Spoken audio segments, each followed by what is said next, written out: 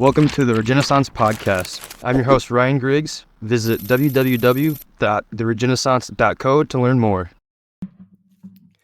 Hello, everyone. My name is Ryan Griggs. I'm the host of the Regenaissance Podcast. And alongside me today, I have Judith McGeary from the Farm and Ranch Freedom Alliance. Thank you for joining me.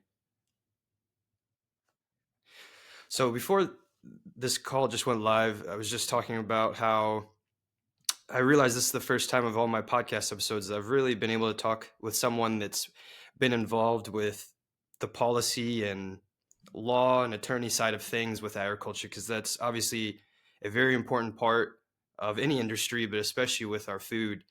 So I guess to get started, I would just love to hear a little bit more about your background and what led you to just everything you're doing with the Farm and Ranch Freedom Alliance. Well, I grew up in the city. I grew up in North Dallas, the daughter of two math professors. So I didn't have much of a connection. You had to go back multiple generations to find farming in my family. And so like many people, I didn't pay a whole lot of attention to my food. I cared passionately about the environment. I was very concerned about clean air, clean water, and wilderness, and maintaining wildlife and biodiversity. And I went to law school and became a lawyer, and quickly became frustrated with the parameters of working as a lawyer in the environmental sphere, and was talking with a professor who looked at me and said, if you care about the environment, you should care about where your food comes from. And this was more years ago than I'd care to share, before, food and the environment became linked in very many people's minds. And I was like, yeah, I buy organic when I can. And he politely informed me that I didn't know what the heck I was talking about, and got me reading Alan Savory's work in holistic management, an eco-agriculture magazine called Acres USA, which had already been around for several decades at that point, which promotes economically and ecologically sound agriculture. And it was, corny as it may be, it was one of these life-changing light bulb moments for me. I realized that the same things that would help our air and our water and biodiversity and animal welfare, and also helped human health, also helped rural economies and small businesses. It was this amazing thing where it was a win-win-win-win. I mean, just, again, very corny, but that's really what it is. And that's what I realized. And so I became very passionate about what we then call sustainable agriculture, what we now term more regenerative agriculture. And my husband and I started a farm when he retired from the Coast Guard. And we're doing all the right things, doing everything just the way that was good for the environment, good for our customers, good for all of it. And then the government proposed an agribusiness plan that would have put the vast majority of small livestock farmers right out of business. We might have been able to survive, partly because I was a lawyer at the time, and we weren't really depending on the farm for our income. So, if it didn't make as much money, fine. But if you looked at it from a perspective of what could be economically viable for small farmers, it was horrific. And that was my introduction to realizing how the rules are really not just incidentally bad for small farmers, but really are written by and for the largest agribusiness interests. And I got a head full of steam and left my law practice, and with a group of other farmers and ranchers started the Farm and Ranch Freedom Alliance. And that was 19 years ago now. I guess before moving on to the conversation too, what was the plan that was proposed? So that was something called the National Animal Identification System, which would have required that every single livestock or poultry animal in the country, the owner register their property with the government, tag each animal with an internationally unique 14-digit ID number, in most cases with electronic microchips or RFIDs, and report their movements to a database within 24 hours. So every time you took an animal to the vet, every time you sold an animal to your neighbor, every time a coyote carried off one of our pastured chickens, we would have been reporting it to a database and paying fees for that privilege. And at the same time, the feedlots, the confined animal feeding operations, the CAFOs, the technical term, where the animals are owned from birth to death by the same companies, would simply be able to designate, that building with 10,000 birds or 15,000 hogs is group 123 ABC. Here's a piece of paper, we're done. Um, Incredibly easy for big business, incredibly hard for small farms, and all designed for promoting and greasing the wheels of the export and import markets, the international trade, which the benefits flow to the biggest businesses. So it's really a classic case of let's put all the costs on the small guys and make sure all the benefits flow to the big guys. Yeah, because I've noticed, well, there's a couple things there too. That's interesting. So they've been pushing for these tags for a very long time then, because that was a major topic last year with the cattle and all of the tagging. Yes, it has come back. So what happened was back then, um, when I started researching this, because I thought it was an internet rumor at first, I'm like, this is really stupid. Like, this is sort of so obviously stupid. This can't really be real. And then I was like, oh, no, it really actually is. Here are the formal legal documents from our agencies. This is happening. And when I started researching, I found that the roots went back to the 1990s when the agribusiness groups put together conferences to plan it out and develop this plan, and then, frankly, got their senior people put into senior positions at USDA, and all of a sudden became a USDA plan. And we fought it back. We created a national coalition that spanned from the far left wing all the way to the far right wing. And in 2010, had mounted enough opposition after 4 years of fighting it. USDA withdrew the program. It was an incredible victory. Both our foes and our allies had told us it couldn't be done, that it was a lost cause. So it was an amazing movement. And for many years, USDA stepped away from the program and used, approved programs that use low-tech forms of ID that have worked very well, in terms of actually tracing animals. The part that actually on its face is what you're supposed to be trying to do when an animal's sick, figure out where it came from and what other animals were exposed. And the low-tech systems have worked very well, but it hasn't met the needs of big agribusiness for the export and import markets. And so, yes, last year, USDA started piecemealing this back. And this time they only applied it to adult cattle crossing state lines because they frankly learned from the beginning, from the last round, that if they said what they really wanted, we'd mount an effective opposition. However, they also said that this is their first step in moving towards modernizing a birth to death traceability system, which is the term they used for the National Animal ID system, those many years ago. And so we're fighting that. Yeah, we're fighting that same battle all over again. So with that then in mind, because this is, just when talking with government, because this is just a separate note. Whenever government, they're very choice with their words, because when talking about the income tax, whenever that first came out, if you want to look into the history of that, we were getting taxed at 1%. And now look how much they've just pushed the needle forward and forward, and they try to do that with this too. So I guess with that in mind too, how could, say, me or other just consumers or just normies that read this stuff on social media or whatnot, is there any way they could do to help out with this type of thing? Because there's so much, the whole reason I have this podcast and why I have my brand is people really don't understand just the severity of the industry and just how little help the small family farms and ranchers get, because they're already against their back a lot of times financially or weather dependent. There's so many other moving variables. They're not just a farmer, they're a carpenter, a veterinarian. They're jack of all trades. And then they have to go up against things with big government and all these rules and regulations. Because then I remember reading last year, I need to go back and check if there's an update. I remember reading in Oregon, they were trying to say that if you have one dairy cow that you're now a CAFO, which means you're gonna have to have new permits and fees for all of that. I remember because there was two small dairy farmers that they were suing for that. But just how could, I guess, someone like me or just other people really help out with anything like that? So There's a lot in what you just said, and I want to tease out a couple of points. The first one is really explaining how hard it is for the small farmers. I used to work at one of the top, 10 biggest law firms in the country. I was a very high paid attorney working in a very high powered job. And I'll tell you, farming's a lot harder and a lot longer hours. It is hard.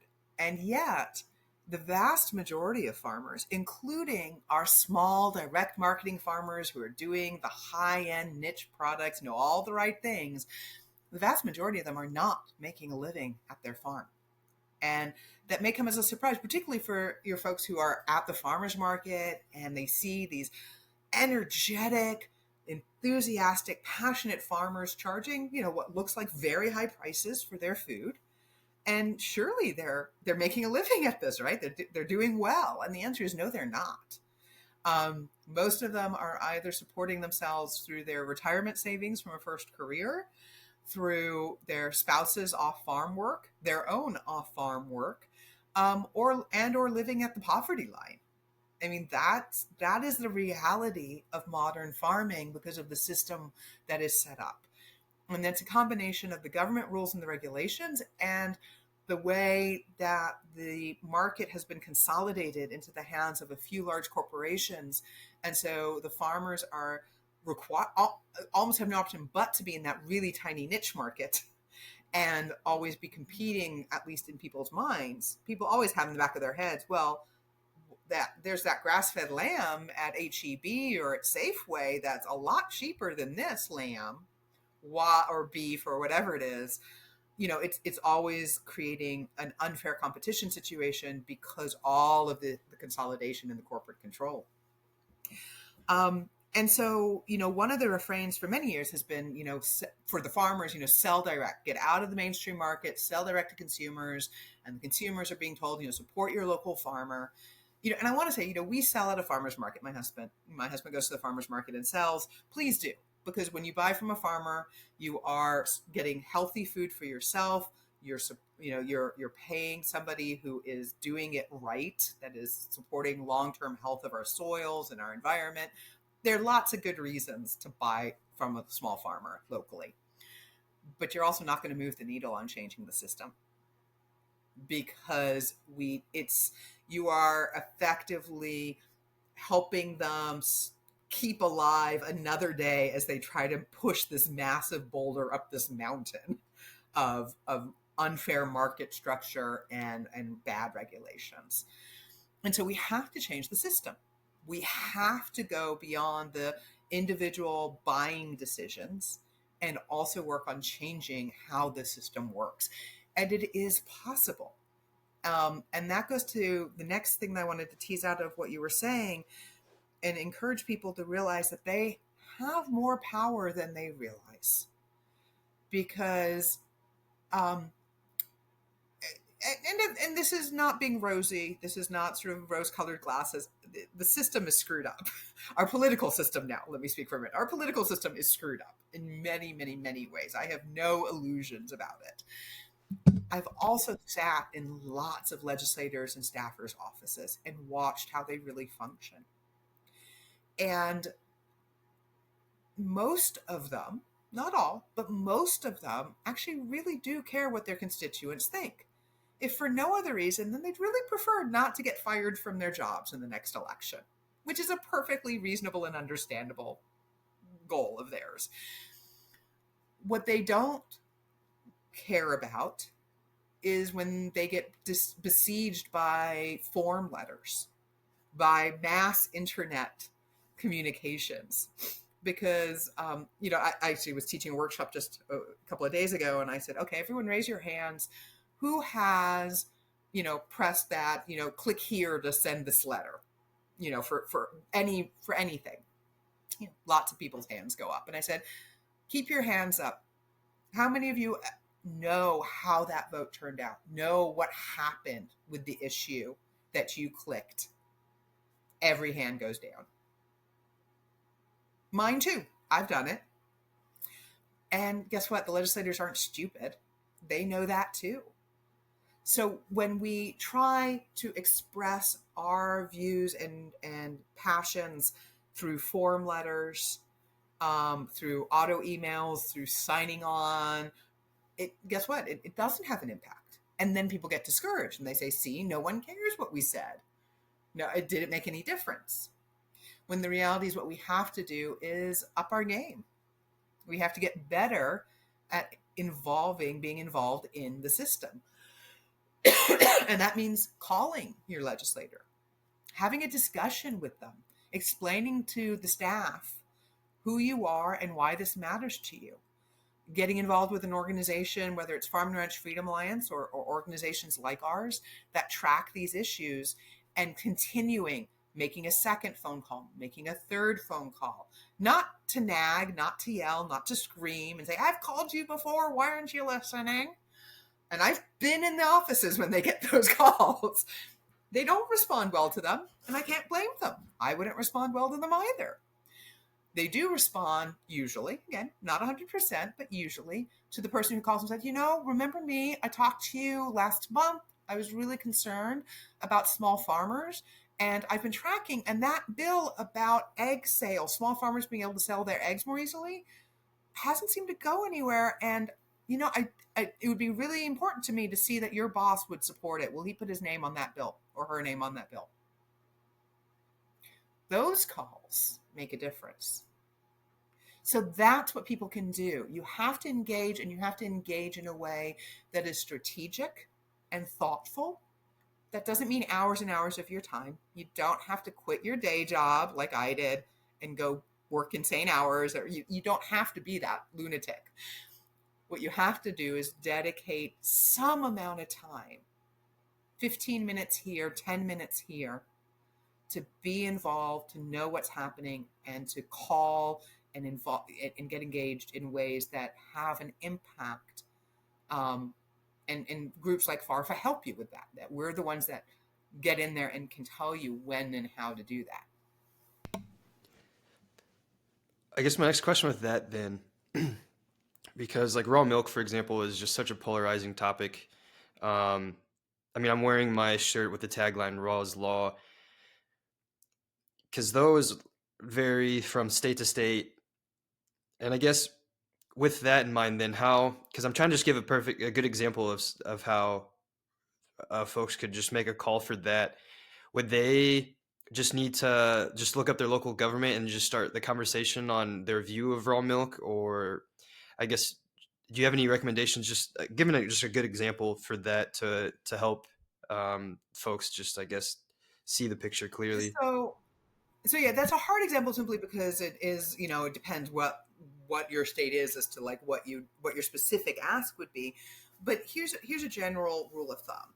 Find a time when they're not insanely busy. Like, so they're not in the crunch point of their session. And you may not know that. So, it may be, just understand that if you're trying to call them when they're right in the middle of a crunch point, they're not going to listen as well. So, but let's say you can't. Let me actually start. Let's assume you can't. You don't know. You don't have a starting place. You don't have a state group that is following these issues. You're just on your own. Look up who represents you. In their sites, you can do that easily. And you pick up the phone and you call and you say, "Hi, my name's Judith McGeary. I'm a consumer who lives in Austin, and I'm really worried about raw milk and getting access to good food. Which of your staffers handles like food and agricultural issues?" And they'll tell you. In almost every, usually they're, different staff will be assigned different topics. And you're like, "Hey, can I set up a time to talk with you?" And if you can, go into the district office. Again, legislators, this is true all over the country, they'll have district offices. Now, if it's close enough to you, that's a great way to do it because we respond to people in person in a way that's unique. If you don't have time, if it's too far, that's fine. Have a phone call. That still carries that human voice, that human interaction. Whether it's on the phone or in person, you're like, "Hi, so you give them the issue in a few sentences. They're busy. They've got a lot of issues. So you don't want to go on for half an hour. You don't want to babble the way I'm doing a little bit on the call right now. But you think ahead and you're like, okay, so why does this matter to me? Okay, so My name's Judith McGeary. I live in Austin, and I have an autoimmune disorder, and I was sick for a lot of years. And then I discovered what food could do. And there are a lot of things I've done to change my lifestyle, but one of the things, for instance, is I discovered that pasteurized dairy made me feel a lot worse, but I could still do raw dairy. And in fact, being on raw dairy not only didn't trigger my autoimmune, and therefore I was able to finally have some cheese and milk again, and it wasn't that awesome. But it's even helped heal my gut. It's been part of this whole approach to healing my gut.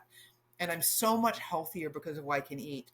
But I have to jump through X, Y, and Z hoops. Again, depends what state you're in.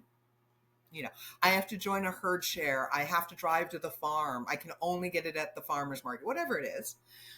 And that's a problem for me and people like me because it's time consuming, it's expensive, whatever it is. And look, we have reasons. People who don't want to drink raw milk, I've got no problem. If someone wants to go to the grocery store and get their pasteurized milk, more power to them. I just want to be able to get what I need for my health in a way that's reasonable. Do you think your boss could look into what we can do to change some of these laws so that would be easier for me? There's your conversation. Plan about 5 minutes. Yeah. Now, that, depending on the situation, that may be enough to spur them into action. But I want to say both you individually have a great deal more power than you realize, and there is power in numbers. Now, it doesn't have to be thousands or millions of people, but not just one is a pretty big deal. So can you network with the other people who are buying raw milk? I'd strongly recommend, actually, let me actually start here, talk with your farmer and make sure you're also asking for things that would work for the farmer. Because, I grew up in the city. I didn't understand the logistics of farming.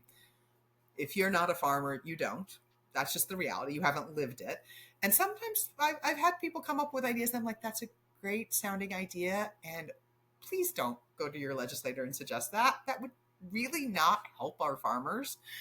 So, and you don't know. You're not a farmer. You don't live it. No shame. But, pick up the phone and talk to your farmer.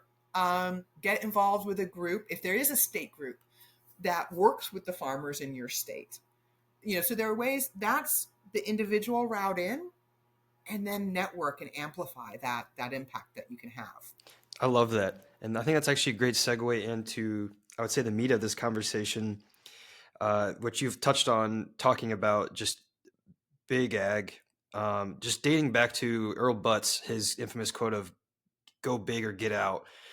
And so, because I'm just reading more and more on just the history of our agriculture, and at the 1900s, I believe it was 40 to 45% of the American population were farmers, and now it's less than 2%, and that continues to dwindle.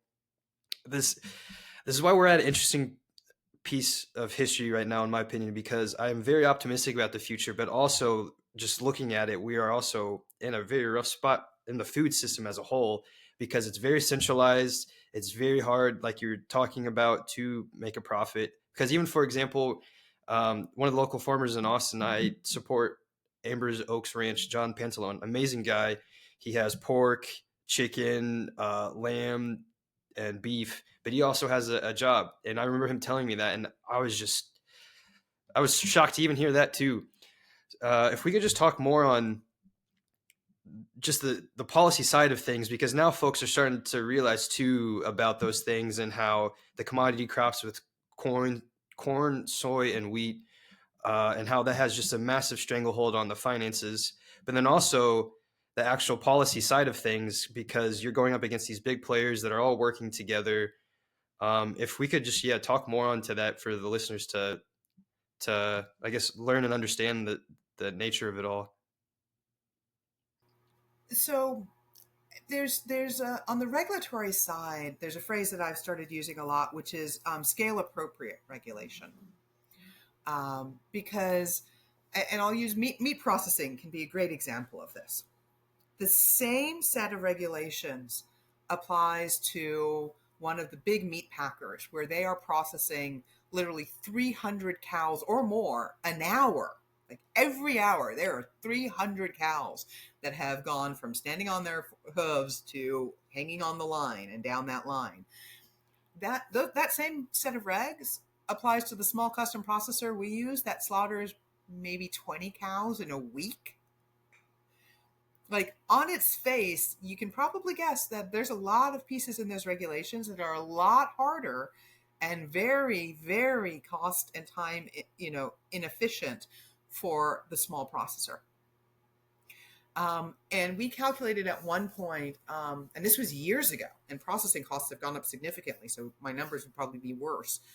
But I calculated years ago that a full quarter of what we charge for our meat at the farmer's market, the end price, at least a quarter of it was just due to literally the actual, like the day of processing, hauling the animal to the processing plant, paying for the processing and hauling back. And I'd probably say it's probably closer to a third now.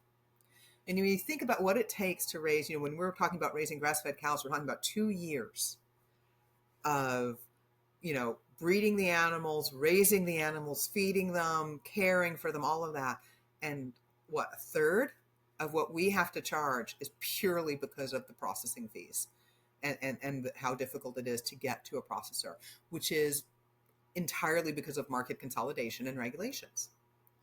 And so we fight for, Farm and Ranch Freedom Alliance has worked at both the state and the federal level to try to get different regulations addressed.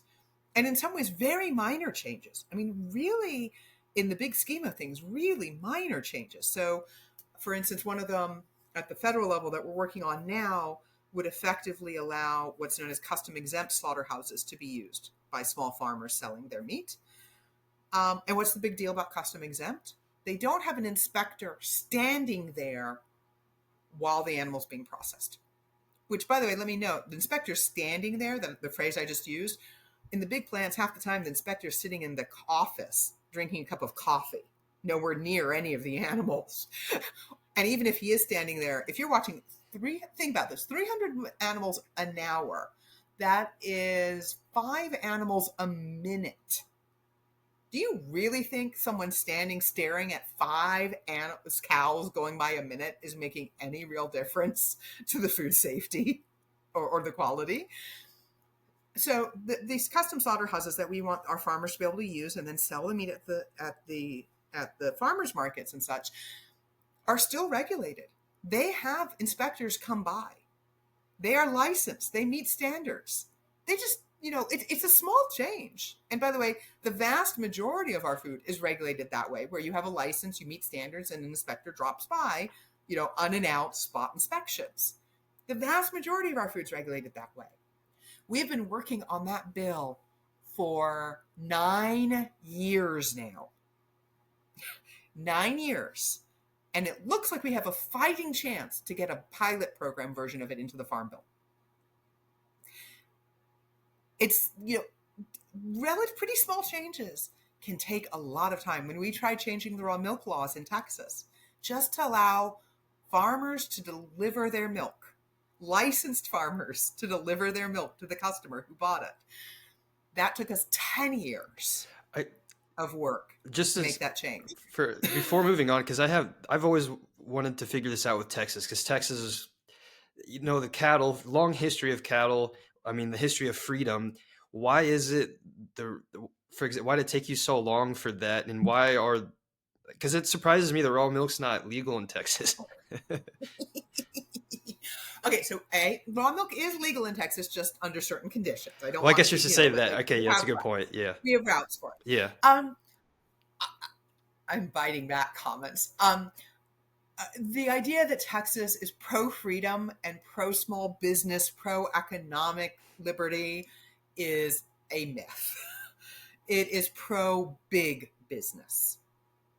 It is absolutely pro-development, pro-growth. I put that in quotes, pro-big business. And so, for instance, this is the line we get constantly, every fight we have, not just in Texas, but federally. Whenever we come forward and we propose scale-appropriate regulations, very rarely do I actually propose complete deregulation. Sometimes we do, where appropriate, where the level of risk is low and there's a good reason. But often we're just saying, let's have regulations that are suitable for this type of operation. And the big business comes in, and every single time they're like, oh no, you are going to destroy us. Because if there's an outbreak from one of those small farms, it's going to get blamed on us and it's going to devastate our business. And I'm like, let's break down logic for 1 minute. Let's take raw milk. We're talking about raw milk sales direct from the farm to the consumer, just allowing them to be off farm, but still direct to consumer, labeled with the farmer's name and address and permit number, labeled with warning, this is raw milk, it could, et cetera, the standard, sort of undercooked advisory you see on your menus. If there is an outbreak, why on earth would anyone stop buying milk in the grocery stores? Like, how does this logic even work? And by the way, they made this argument one time at the exact same time that Bluebell had just been shown to have, that 3 people had died from Bluebell ice cream. Did that stop anyone from buying Bluebell? And I didn't notice that difference. And it certainly didn't stop anyone from buying other brands of ice cream. No one stopped eating ice cream generally because there was an outbreak from Bluebell. So, like, logically, it makes no sense. But guess what? They make that argument every time. And I go up over and over and over against legislators who block us because of that argument. Because it's about big business interests. It's about protecting these poor, vulnerable big businesses that, bless their hearts, they're just so scared of going out of business. And never mind that, there's tons of outbreaks on a regular basis from the big business operations, and apparently they still don't go out of business. So it takes, one of the things I heard the first month that I founded FARFA, just by coincidence, was a speaker, Richard Harwood, speaking about being civic engagement, not ag, not food, just civic engagement. And he said, if you're going to be honest, he goes, it's easy to fundraise and get people engaged in your campaigns if you say, this is the silver bullet, like the world's going to come to an end, or we get to change the world if we get this law passed, or this person elected, or stop this law, or stop this person. And it's good for your fundraising. It's good for your list building. He goes, but if you are an advocacy organization and you're going to be honest, you are going to say that it took us decades to get to where we are now. And it is going to take decades of serious, committed, strategic work to change the system. That's one thing that I really want listeners to understand, that this is going to be a very long process. Yeah, our food system needs a massive overhaul. The incentives structure is not great. And then trying to get in as a new farmer is not great at all.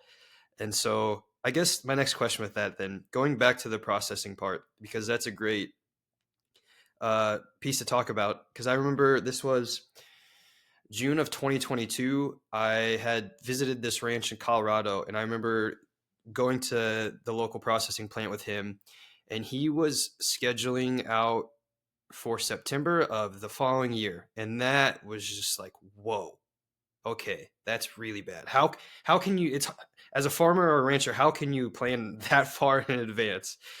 So I guess, because then you mentioned just the regular. And what happens when your truck breaks down the day before? Yeah. Has happened to us. Dang.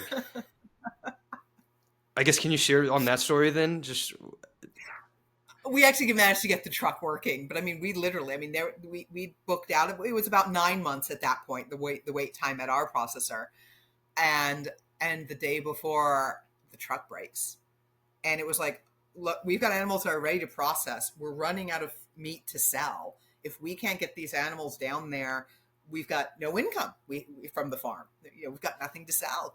And luckily, the mechanic managed to sort of jerry rig it enough that my husband was safe to haul the next day. But that's the reality.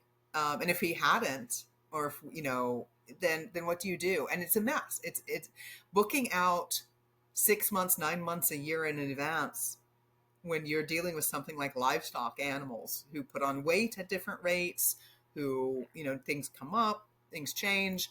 It's idiotic. but it's the system we're in because there's so few small scale slaughterhouses.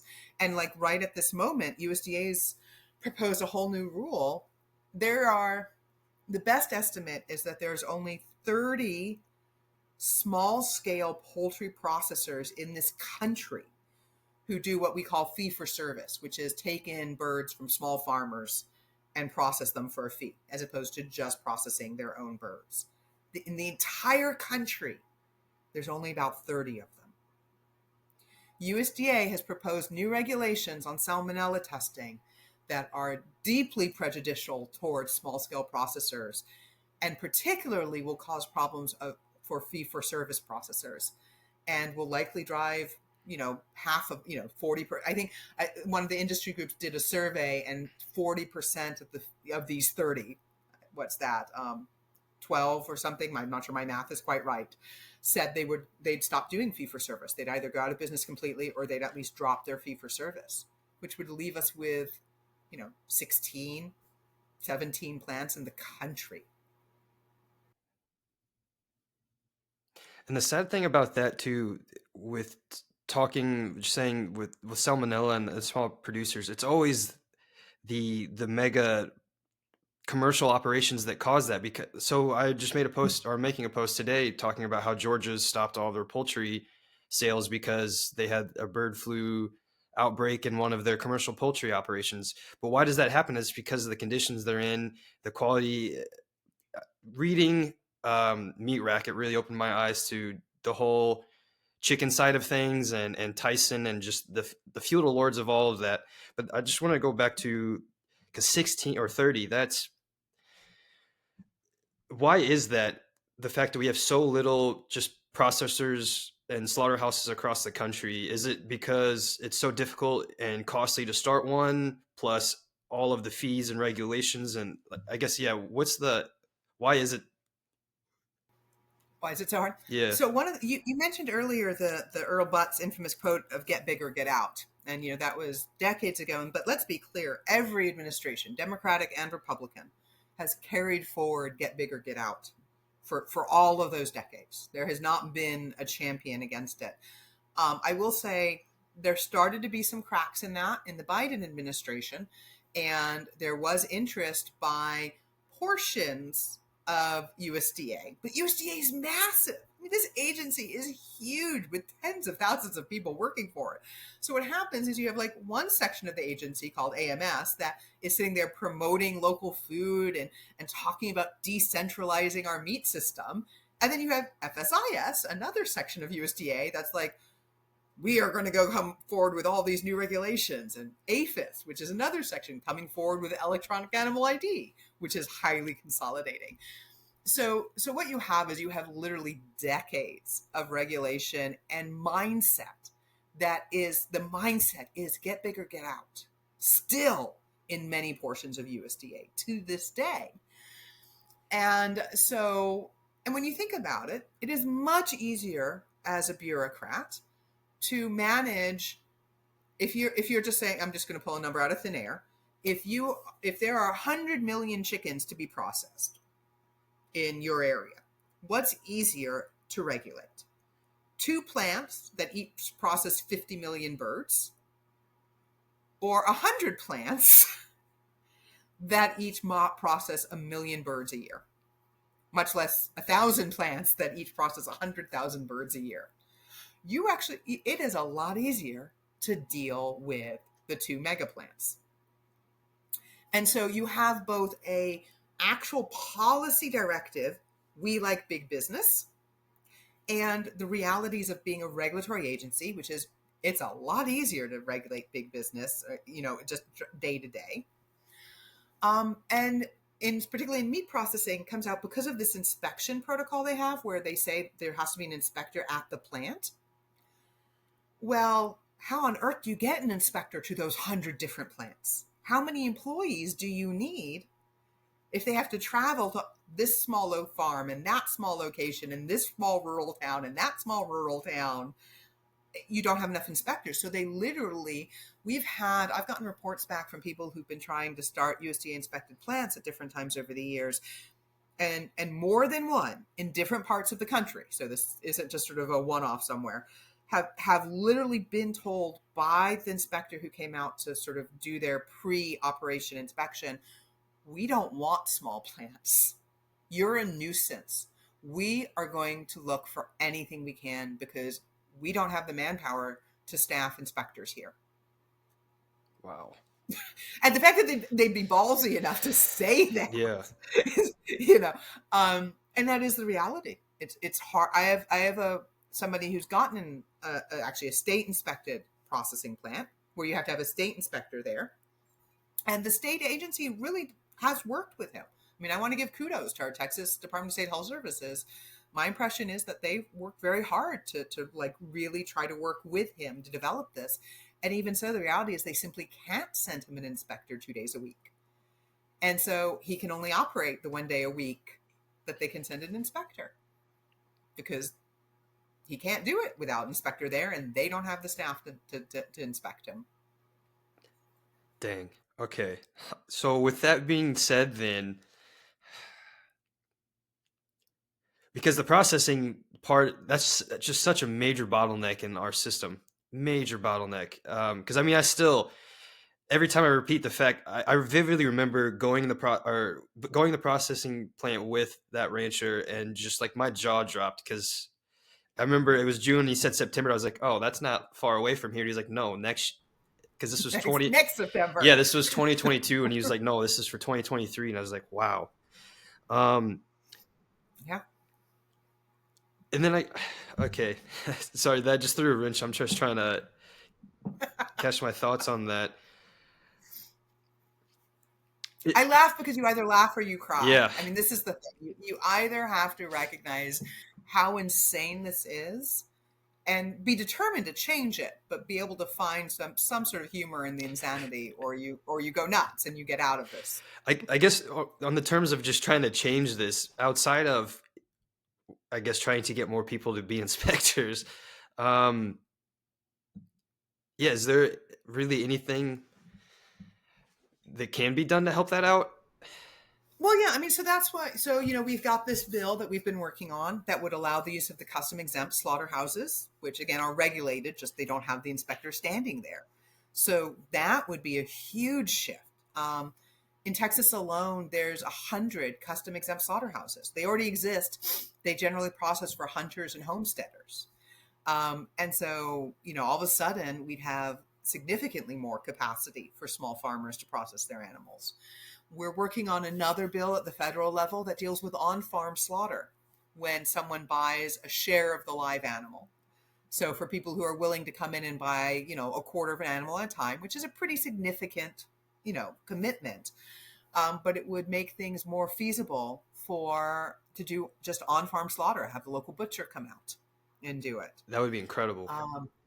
Yeah, because I mean, it would be because like Force of Nature, for example, they do bison harvest as just an educational aspect of that, and that I think that would be huge because not only this is my hope moving forward too is folks understand the economics of buying a quarter or half a beef and able to have that in the chest freezer. That can really start shifting their mindset a lot, especially as a family.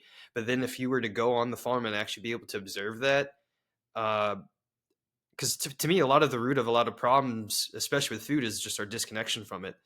And so I guess that's a good segue too for just the farm bill over as a whole. Can you just explain what the farm bill is and the whole goal of that?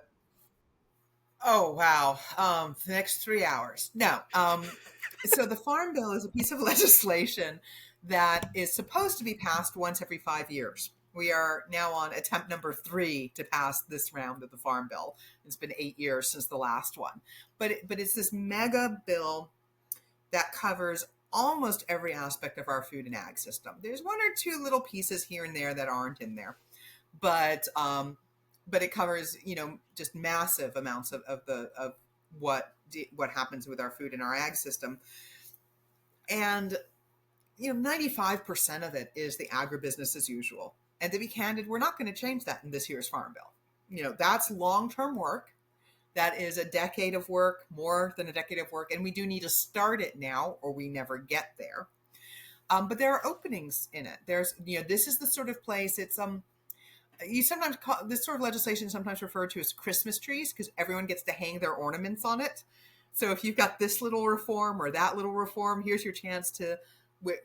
You're not going to get enough time in Congress to pass it as a standalone bill. You're not going to get a committee hearing on it, but you might get it into the Farm Bill. It's these big omnibus bills that give you this opportunity. So we've got both of these meat processing bills are ones that are what's known as marker bills. The whole intent is to get them into the Farm Bill. We're also working on reforms about conservation program funding. This is something we haven't talked about, and I won't go deeply, but just to sort of tee up the issue briefly, one of the reasons food is so cheap in the conventional system is because they get to basically outsource the real cost of it. They dump all sorts of, manure, huge manure piles and water contamination and chemical contamination that their neighbors and their communities have to deal with. But they don't have to pay for that. That's, the community pays for that. Well, when you have a small farm, not only are they, regenerative farm, not only are we not doing that, we're not dumping these costs on our neighbors and our communities, we are actually providing benefits to our neighbors and our communities. Because as we improve the health of our soils, we improve water capture, we prevent flooding and runoff, we improve water quality, we raise the water tables. These are things that benefit the whole community. And guess what? We don't get paid for that. That's just something that the community benefits from. And in economics terms, that's called externalities. And the conservation programs and our type of farming, where you're doing rotational grazing, you're doing cover cropping, often involves more expensive infrastructure, more expensive startup costs, things that it's a more expensive way to farm. Now, it may pay off over 20 years, but our farmers are barely making a living now, if that. Most of them aren't. So there are all these programs that are there to provide funding to support conservation methods of farming because they benefit not only the farmer, but the whole community. We need more funding for those. Those programs are perpetually running out of money long before. I think the numbers hit that over quite a few years have been like 1 out of every 4 farmers who applies gets funding, and many of our farmers don't even try applying. So, we're working on getting better funding for those programs in the Farm Bill. So we can start supporting those farmers who are doing regenerative ag to become somewhat more economically viable. So there's all sorts of things in the Farm Bill that we can change, and it's a Farm Bill year again. This is the time to start discussing it. Will be this spring is when they'll be teeing those discussions up again. It's also state legislative time. I mean, different state legislatures meet at different times. Some of them only meet for a couple of months. Some of them are year round, but almost all of them meet towards the beginning of the year. So January, February, March, you can pretty much be guaranteed that no matter what state you're in, your legislature's in session. So this is a good time to look at state reforms where often it's easier to have an impact. It's closer to the people. It's more accessible. It's a good place to get in and start working for reforms. And we've got the numbers changing because we've actually started developing some new bills. So I think we're up to 6 bills in the Texas legislative session that in different ways support small farmers and local food access. I would love to dive into that, but before that, just going back to your comment on just the finances revolved around just regenerative agriculture practices, and just talking that compared to just the conventional agriculture subsidies. If we could just talk on just that whole part, because that is a major part of the agriculture food system is the subsidies for corn, soy, and wheat, and that's why. I mean, I'm from Indiana, and my parents always joked with me because we would drive out west, and I would joke as a kid, all just yelling corn, corn, corn, because that's all you would see for literally as long as you could see is just cornfields. And then you look at the Midwest with chemical sprays, and then you see charts of cancer and many other things. It's very disastrous, but the incentives are for these subsidies. So if we can just talk more on just the actual what that looks like. So I want to start with something that often makes people sort of go, what? And get a little annoyed with me, but what the heck? I call it like I see it, which is we should not be getting rid of the subsidies as just wholesale. Like, people are often like, okay, let's just cut the subsidies, let's get rid of them. Well, here's the reality. If we do that, the very, very, very small niche farmers will still be there. We aren't getting subsidies. It doesn't matter. The really big farmers, they might make a little less money, but they're going to stay in business because there's nothing to replace them. We don't have something where someone could step in and be like, okay, here's the system. Here's the new option. They're not going to be replaced suddenly by massive vegetable farms or livestock operations, good regenerative farms. What's going to happen is the medium-sized farmers, the mid-sized farmers who are just scraping by and barely making it will go out of business, and their land and their equipment will get bought up by the really large operations, and we simply will have more consolidation. It won't change the system. What we have to do is change the subsidies so that we move that system. So, for instance, it used to be that part of the subsidies were tied to conservation. You were required to protect fence rows, fence areas. You were required to protect waterways. If you were going to get government subsidies, you farmed in a way that helped preserve the soil for the future. That all went away in the 80s.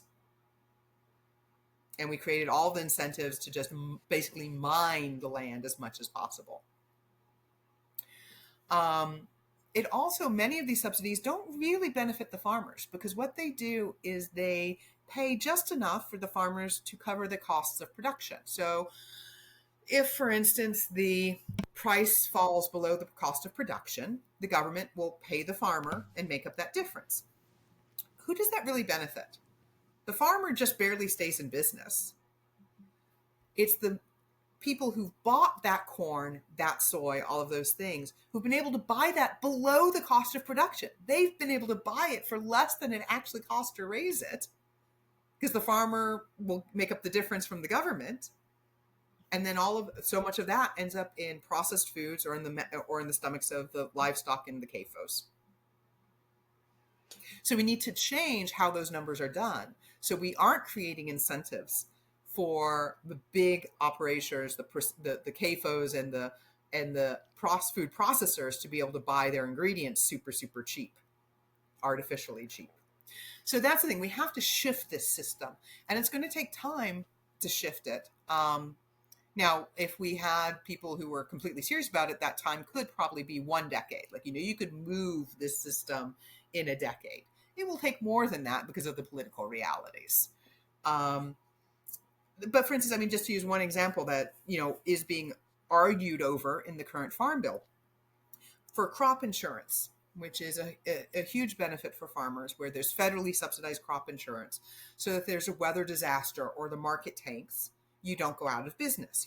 You're able to be insured.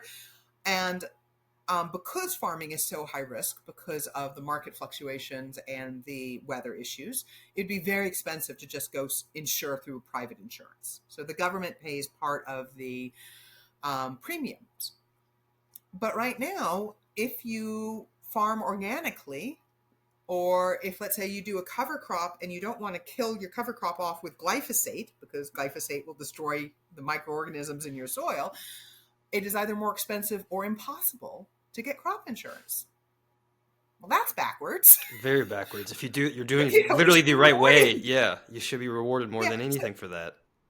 We need to shift things like that. We not the wholesale, just get the government out of this. We need to shift it, because maybe getting the government out of it 80 years ago would have worked, but with the market consolidation we have now, if you simply get the government out of it, ultimately all you do is the big business they're powerful enough, they've got enough resources. They like the government involvement, but they don't need it anymore. So for this example, then, would the issue be education for the government that's overseeing this bill and talking more on the crop insurance, or is it money behind closed doors, or all the above? All of the above. I mean, let's be candid. Money plays a role. I Yeah. mean, there's no question that campaign contributions play a role. The Citizens United decision was horrific. Campaign finance laws are horrific. If I ever get out of food and ag activism, I will go work on that arena. And every so often I'm tempted to. But there are good people working in that arena already, so I leave it to them. But it's also getting involved, because guess what? Most people don't know about the Farm Bill. And if they call their legislator and they talk about crop insurance, legislators like, huh? What? So yeah, this is the opportunity to get active. This is the opportunity to call your legislator. Particularly at the federal level, they're going to be like, well, if I'm not on ag committee, we'll see what comes out of committee. And we need to start saying politely, no, that's not a good enough answer. You need to be involved in this because it's our food system. And I wish you were on ag committee. But in the meantime, even though you're not on ag committee, you can go and co-sponsor what's called these marker bills. And there's marker bills on all kinds of good issues. You know, you can go co-sponsor that Prime Act. You can go co-sponsor the Local Foods Act. And yeah, you're not on committee, but that sends a public signal that you're supporting these foods, that you're supporting this type of ag. So don't accept, be politely, but don't accept the cop-out that they're not on the committee. They can still be engaged, not at the same level as if they were on the committee, but they can still be engaged. I think that could be a good transition then to really talking about more on everything that you have been doing in the last, is it 19, 20 years with 19 years for Farm and Ranch Freedom Alliance. Yeah, I guess do you have an example that you could give of just working with just the small family farms, or I'm trying to even figure out a way to formulate this question. I guess we can just back up again and just explain, I guess, what all you do with the Farm and Ranch Freedom Alliance. So we now do a lot and have expanded. Our focus, our core is and always has been policy work. And so I'll share, a couple of success stories, because we've shared a lot of, oh my God, isn't this insane? And change is possible. So right after we convinced USDA to withdraw the National Animal ID system back in 2010, just around the same time, Congress was debating a huge overhaul of the food safety laws dealing with FDA that pretty much governs everything except meat. Basically, meat is USDA, everything else is FDA when it comes to food safety. And we looked at this and we said, something, we know FDA, this is not going to be good for small farms. Like we don't need to wait for them to come up with the regs. We know this is going to be ugly. And we worked with then Senator Tester. Unfortunately, he lost his last election recently, but he was an organic farmer. He was the only organic farmer in the U.S. Senate. And we worked with him and developed an exclusion and an exemption for small-scale direct marketing farmers. People who raise produce, people who process, and then people who process and do value added, and got it written into the statute. So in the Federal Food Safety Modernization Act, there is what's called a qualified exemption. I still refer to it as the Tester Amendment, but it's technically the qualified exemption that lets small farmers avoid what is really tens of thousands of dollars, and not just money, but requirements that are just incompatible and contradictory to regenerative farming. They don't, it's not even a question of like, if we could just spend this money, we'd be okay. It's how do you do a biologically active, diversified, vegetable operation and meet all of those regs? It's extraordinarily just difficult to make those two things happen. So that's in the law. That's part of the statute. And FDA, when they did the regulations, implemented that. We're having to fight specifically Texas Department of Agriculture, who likes tromping all over that regulation, that exemption. We're in a lawsuit with Texas Department of Ag. But there are still literally tens of thousands of farmers, probably possibly hundreds of thousands of small vegetable farmers who are in business today who would not be but for people across the country coming together and making those calls in 2010, 2009 actually was the beginning of the fight, 2009, 2010, and saying, this matters. I want my small farmer protected. I want to be able to grow locally. And I don't think they need to be part of the same food safety regs as the local Kellogg's manufacturing plant. Could you please leave them out of this scheme? So, there's that at the Texas state level. We've gotten 13 bills so far passed in different ways. They have opened up options for people to make food in their home kitchens and sell them, certain foods. We're working on an expansion even further for this session, but it's opened up a whole new avenue for people to do home-based food businesses. We've capped the fees at farmers markets where local governments were charging, in some cases, $2,000 or more for some of the vendors at some of the farmers markets. I kid you not. Harris County, the local lemonade producer at the Harris County Farmers Market was paying $2,000 a year in permit fees. So we capped permit fees. We made it easier to provide samples because, again, they had these crazy standards to just cut a slice off a peach and offer it to somebody. We got that changed. We expanded raw milk access, among other things. And, we work on things like this egg bill that we're working on to make it easier for small farmers to sell their eggs to local restaurants and retailers. We're working on property tax issues. We're working on farm to school and trying to make it a priority of the state to get locally sourced food into our schools so that the kids are getting nutritious food. Wouldn't that be wonderful?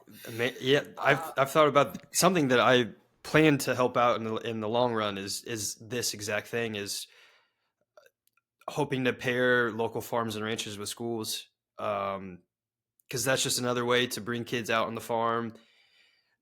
So I worked on a farm in the fall of 2022, and just watching the family, because they had a 5, 3, and 1-year-old, just watching those kids on the farm, and really opened up my eyes, because then I went back there a couple months ago, and so 2 years later, seeing them, they just love it out there, and it's such a great opportunity. I mean, kids love being outside playing in the dirt, and so I hope that can happen. And just hearing everything you just described is why I'm glad I've had you on, because we've talked about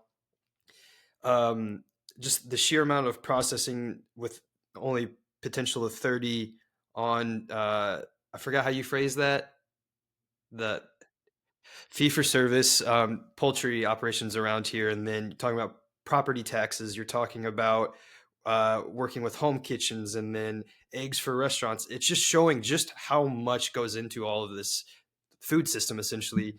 So I guess my question with that, because again, today is January 20th, and we're about to be changing for the next 4 years.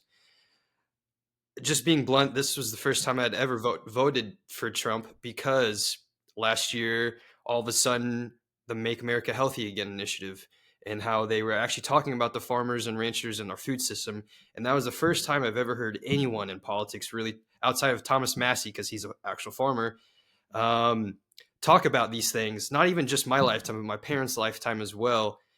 And who knows what actually happens, but the fact that they talked about that on the main stage was just huge. So my question then would be, I guess these next 4 years, what are your thoughts and feelings about where we're at? So I think you say things, and I always want to tease out multiple levels from it. That's how I think. One thing I want people to understand is we can and we have to work with whoever's in office, whether you voted for Trump or you didn't vote for Trump. Whether when you look up who your state legislator is and you are a constitutionalist and they're a progressive, or vice versa, on one level, it doesn't matter. There are issues where it may absolutely matter. Like, guess what? You are never going to come to terms with someone on the opposite end of the spectrum on abortion rights, maybe, or gun rights, or tax policy. On food and ag, it doesn't matter, because I'll take this to where I started, which is what's amazing about regenerative ag is it is a winning situation almost every angle you can possibly look at it, other than corporate profits. other than short-term immediate profit, profit margins and business growth. It is awesome. And I can walk into any legislator's office and find a reason that resonates with where they're coming from as to why they should give a darn about what we do. And so I want to start there and just sort of really reinforce that no matter how anybody feels about this last election, no matter how anyone feels about any of their elected reps, this issue really can transcend that. And it's one of the reasons I love it. Besides the fact that I'm in it, besides the fact that, it's made such a difference in my life, politically as an advocate, I love it because of that, because I don't have to throw up my hands and be like, oh, the Republicans are in power, or oh, the Democrats are in power. I'm screwed for the next 2 years or the next 4 years. And having said that, I do think that having Maha on the national discussion, as you said, like having someone talking about it at that level, making it a part of the political discourse is huge. It is an opportunity and opens up a place for us to take this work and push harder than we ever have. It also wouldn't have been there but for the work that people have been doing for a very long time. And I want people to understand that, because I'll use, again, people think that Rosa Parks just sat down in the back of that bus. Nope. Guess what? Nope. There was decades. Brown v. Board wasn't just, oh, geez, we're going to come up with a good lawsuit. There was decades of strategic, hard, back-breaking work behind movements. And then you get those moments where it gets pushed to the next stage. It gets pushed to the next level, and there's an opening. And I think that's where we are now. There have been decades of not just me. I mean, I'm not the oldest one in this movement. There were people who were fighting this fight before me. There have been people who I've been working with alongside for the last 2 decades who have been building this. And the Maha discussions have shed but I think they built on COVID, the shutdowns of the meatpacking plants and the shortages, the inflation of our food as the corporations price gouged us. Let's be clear. The inflation in our food supply was only one little part driven by actual cost increases. It was because they saw an opportunity to raise the prices, and because the corporations controlled the market, they could get away with it. And I think the supply chain disruptions, the empty grocery store shelves, the incredible increase in our food prices, more and more people being sicker and sicker and going, why are we sick? What's wrong with our system that my cousin, my sister, my nephew, my spouse are sick? It's coming together, and we have these opportunities for the next 4 years. And that doesn't mean it's going to be easy, because anyone that thinks that power gives up power easily without a fight, no. Well, and change is going to be pretty painful, like especially from like an economical standpoint. That's why I'm glad we're having this discussion, because I've been seeing this more and more now. And I saw a video a couple days ago of a big influencer who has millions of followers going to Buffalo Wild Wings because they have tallow. And then he saw the ingredients of the actual tallow, and then it had some other stuff. And then he left immediately and said he's never going to buy that. And then Steak and Shake yesterday or 2 days ago mentioned that they're going to be using tallow. And this is going to be happening a lot in the next 4 years. But then if you look at the numbers of cattle in our industry, this is the least amount we've had in 73 years. Like you also said, if we want grass-fed and finished tallow, that's another 2 years. It's hardly ranching continues to go down in terms of numbers of ranchers. And so if we want this, then you're going to have tallow like what B-Dubs uses, because there's not enough in inventory. And so these discussions really need to be had, especially long term, and just realize where we're at as a society, but then also actually put our money where our mouth is. Because this is another frustrating aspect. I don't fault people for it, because it's just where our food system's at. It's just where our system in America is at, to where it's way easier to go to a grocery store and buy beef that who knows where it's from, rather than from an actual local rancher. I don't know where I'm going with this rant, but it's just it's just been really eye-opening this last couple of weeks to where the general population is at with their thinking, because there's going to be a lot of education that needs to be had for this. Because I couldn't believe that video.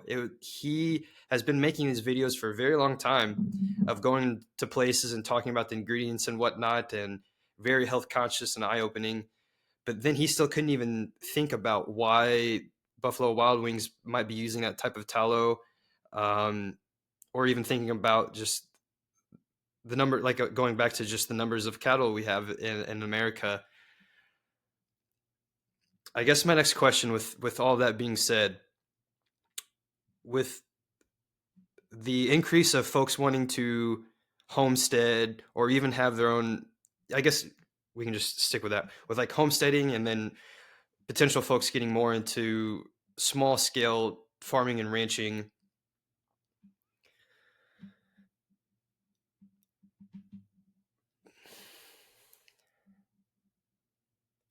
How can we drive that with everything that we've talked about, with it being difficult?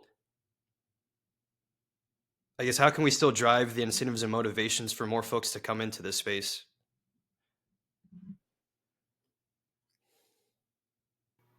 Because I continue to harp on talking to, Yeah, no, like shaking your I rancher's hear you. hand and going to an actual ranch and Yeah. seeing that. But if there's other ways outside of that too.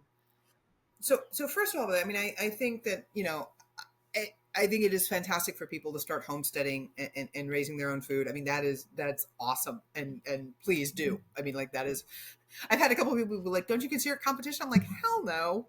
Please go raise your own food. You'll figure out how hard it is. And if you stick with it, awesome. That's fantastic. This is not a zero sum game. Um, and at the same time, I'll come back to what I said, which is we have to change the system. I mean, it was interesting. We had actually an advocate call where we were talking, we sort of pulled together a group of people who were interested in being very strong, like hardcore activists, really engaging, going, spending a lot of time. And there was a big push sort of like, well, why aren't we doing more on the young farmer side? Like, oh my God, let's work on the young farmer side. And I was like, we've supported it. We support, we sign up. National Young Farmers Coalition is a group that focuses on young farmers. We, consistently support initiatives they put forward. This is good stuff. But no, we haven't, we haven't made that specifically a focus of ours. And it was fascinating. And I kept somewhat quiet. I wanted to hear what our activists were saying. But I also noticed that most of the people doing the talking were the consumers, the folks that had come into the group and were homesteaders or consumers. And I got a call afterwards from one of the experienced farmers who'd been on the call. And he said, I didn't want to break up. He goes, I didn't want to break up the energy. I felt really bad. I didn't want to be the person that told them no. He goes, I've been doing grass-fed beef and pork for decades. He goes, my land's paid off. I came into this as a second career. We've been doing everything right, selling direct to consumer. And he goes, and we cannot make this economically viable. He goes, why the hell would we try to get more young farmers into this until you can make it economically viable? He goes, I hate to be, he's like, I don't want to be the Scrooge.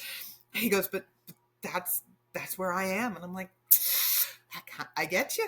I hear you. And that was what was going through my head. So that's the thing.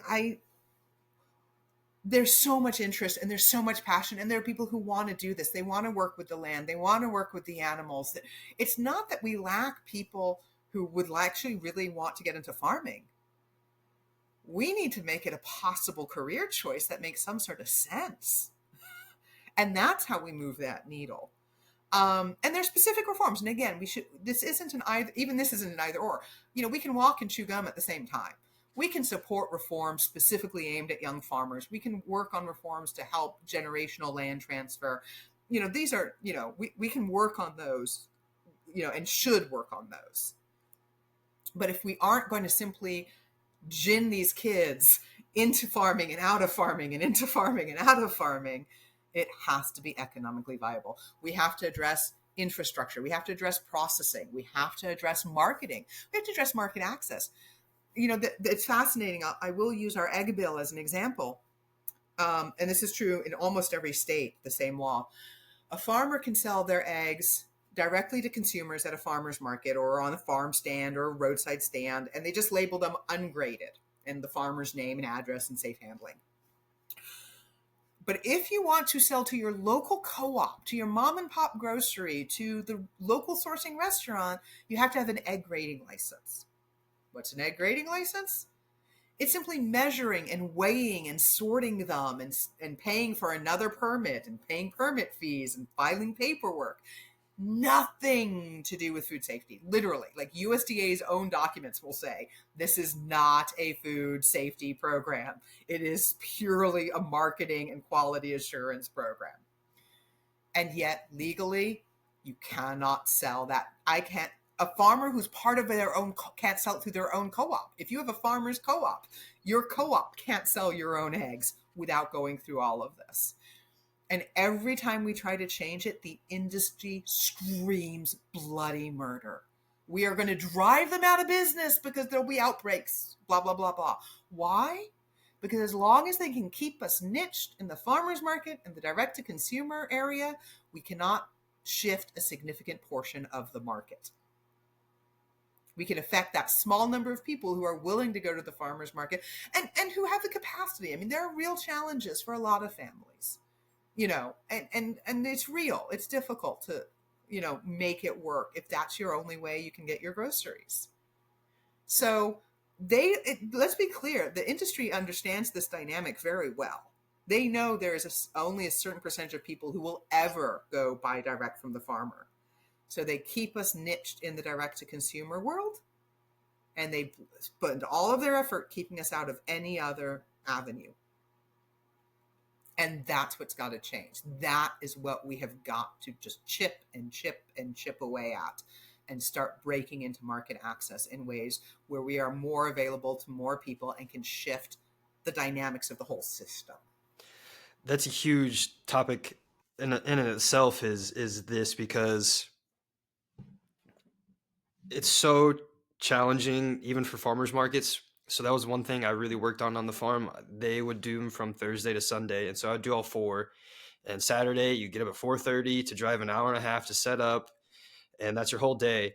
And then it's weather dependent. On days it rained, you hardly made anything. Or there's a couple of times where we forgot, for example, they had really still to this day, the best ginger I've ever had in my life. And so it was actually a higher priced item. And there was one time where the owner looks at me, he's like, did you bring the ginger? And I looked at him and we both forgot. And so there goes potential profits for that. And then if you just actually do the numbers of it all, it's just not very economically viable, but it's also a great way to get new customers, have those conversations. So that's a very valid point, because that is such a massive issue in itself too. Going to a grocery store and the labels are just all completely jacked up. It's that's starting to finally be talked about, because even for me, I didn't learn until a couple of years ago just about the grass fed labels or product of USA. That's been a really big talked about one. I guess with that, then I guess I don't really have a question with that, because yeah, that is really challenging. I think about the farmers market aspect a lot, because that's the one thing that on social media talks about the most is going to farmers markets, which is great, but there has to be a better way. And I didn't even think about the fact that they're very aware of this, the fact that it's very niche with direct to consumer, because direct to consumer is continuing to get bigger and bigger. But when you think about shipping costs, then that can be very costly for the farmer themselves. And also, if we're talking about trying to support locally, that's support better than supporting beef imported from Brazil, but that's still not the most ideal. I'd like to, we're going to have to get off soon, but I'd like to put an image for you and your listeners of a spider's web, and any single thread of it can be easily snapped. But man, if you've ever walked into a spider's web, it's pretty hard to get your way through it. That's what we need for our food system. We need people, using meat processing as an example, we need options for people to buy whole animals or half animals and process them on the farm. We need options for, people to use custom exempt slaughterhouses and sell direct to consumer. We need better options for state inspected slaughterhouses that can then enter the grocery stores. We need this multi-layered, multifaceted approach. That's, scale appropriate, it's my shorthand, to build a resilient web so that we have a food system that works for the farmers and works for all sorts of different people in different ways, different scale farmers, different types of farmers, different consumers in different situations, because that is what is resilient. That is the kind of food system where we can raise food, healthy food, preserve our soils, and continue doing it for decades. It matters who raises your food, but it doesn't also mean we all have to be micro farmers selling direct to consumer face to face at the market.